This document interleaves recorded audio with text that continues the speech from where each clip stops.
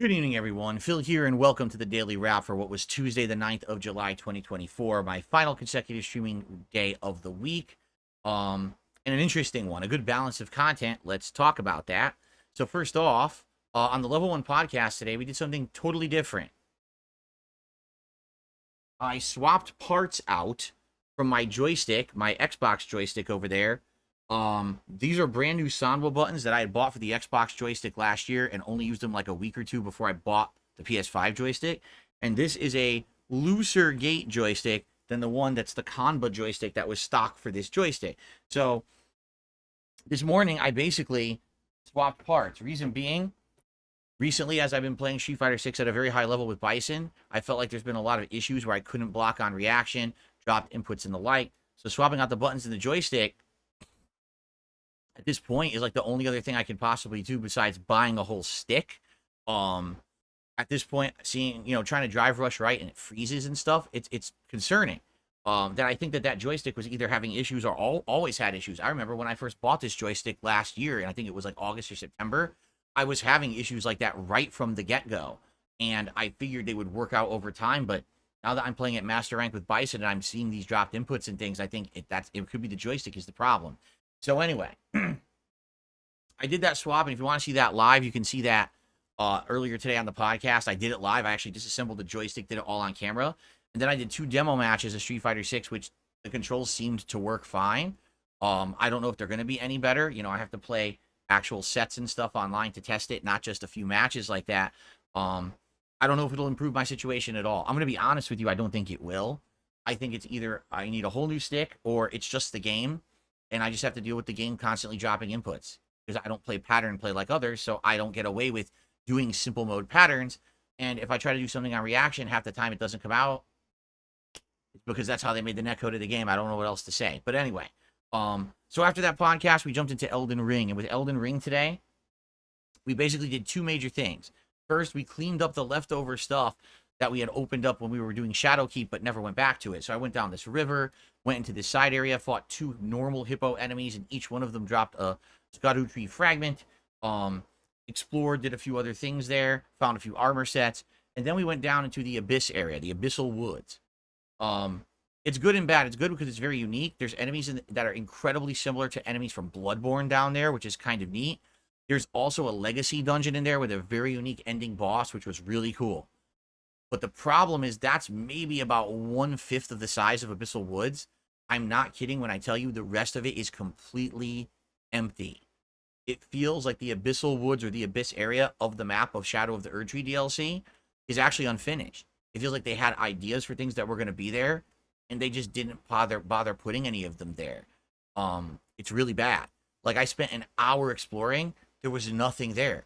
I'm like, why does this even exist? Why put this in the game? It's a waste of everyone's time. No one could answer. Everyone seems like, yeah, it's just a really empty area. It's really stupid. So it sucks because it looks so unique. Yeah, it's cool that there's one dungeon there, but the dungeon's less than an hour. So why a giant area of the map? It's literally like a giant third of the map in the middle is completely empty.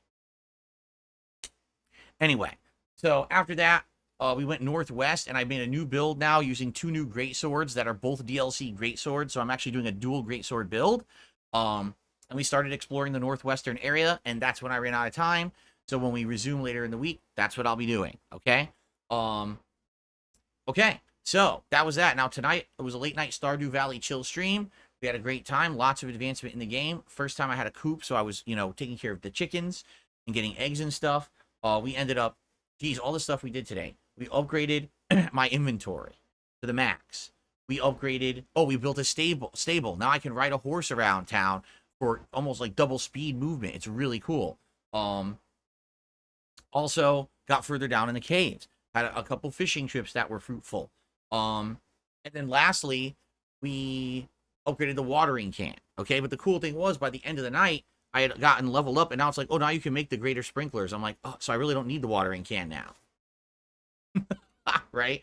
So anyway, it was a really great, chill, fun stream of Stardew Valley. Exactly what I needed to end my streaming week. Okay? Now, remember, guys, this week my day off is Tuesday again. So, excuse me, my day off is Wednesday again, tomorrow. So I'm not here tomorrow. I'm going to have a day doing errands with my wife and hopefully have a good meal out and do other various things. I hope that you stay safe. It's a really hot day here in Washington, so we'll be keeping cool. Hope that you guys are safe and fun tomorrow and maybe catch up on all my videos when I'm not here. When I come back on Thursday, it'll be a level 1 podcast to get caught up on everything, Phil's day off, news, and the like.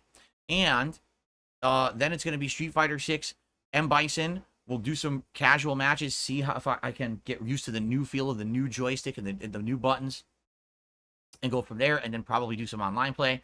Obviously, I'm hoping for a better situation than I had on Monday, but I'm going to be honest, I'm not feeling hopeful for it. It seems like this game online has become this very bad pattern play, mash buttons, get away with stuff, while intelligent players can't win unless they get to a ranking point where they don't play like that. And that's what people are saying. There's actually someone who is around 1,800 master ranking points in Street Fighter 6, and they've explained to me in chat, yeah, what happens is at your level, everyone plays unsafe, everyone plays stupid, but you have to kind of play that stupid game too to beat them. It doesn't feel like a good fighting game because it's not, but you have to dumb yourself down to their level and play like shit to beat them.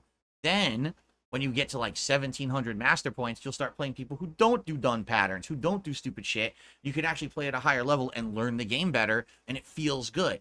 But you don't get that feeling till you get past this entire level, 200 points of scrubs, who just fucking are morons and get away with playing like shit because you're playing online, so they get away with shitty tactics. That sucks. It sounds to me like it's going to be a really tough, long journey past scrub level to get to good players so I can actually learn the game at a better level. You know, the one player who I played at 1,700 ranking points was a JP. It was a great match. I saw stuff I never saw. I learned. He was kicking my butt, but I didn't mind. I don't mind matches like that. I mind matches where people just play the basics, do the stupid pattern, get away with it because they're playing online, guessing game, gambling bullshit. It's not fun. And I don't want to have every Street Fighter session be that, so I don't know what to do. Because it seems like at early master, that's what it all is. They really messed up the game by making it that any fucking scrub can hit master level just by playing too much. That was a bad idea. They should have made it that it's based off of win-loss ratio. So if you have a high win-loss ratio, you have a chance to get to master. And there's like this gatekeeper where you have to get to a certain number of wins and losses to hit master. Not people who literally are fucking terrible pattern play flowchart scrubs getting master and now ruining it for people who get there. Yeah, it's shit. But I'll do my best, guys. I'm doing every possible thing I can do. I've removed the input delay. I'm using new components of the joystick. I really don't know what else to do.